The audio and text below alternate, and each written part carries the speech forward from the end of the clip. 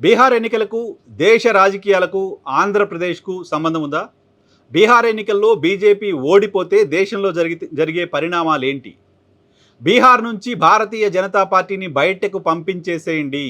Bharatiya Janata party దేశం నుంచే బయటికి వెళ్ళిపోతుంది. బీహార్లో భారతీయ జనతా పార్టీ ప్రభుత్వాన్ని దించేయండి.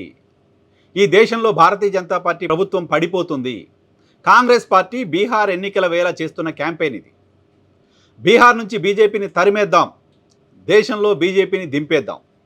కాంగ్రెస్ పార్టీ పదే పదే ఇదే స్లోగన్తో ఇదే వ్యాఖ్యలతో బీహార్ ఎన్నికల్లో ఓటర్లను ఆకట్టుకునే ప్రయత్నం చేస్తోంది.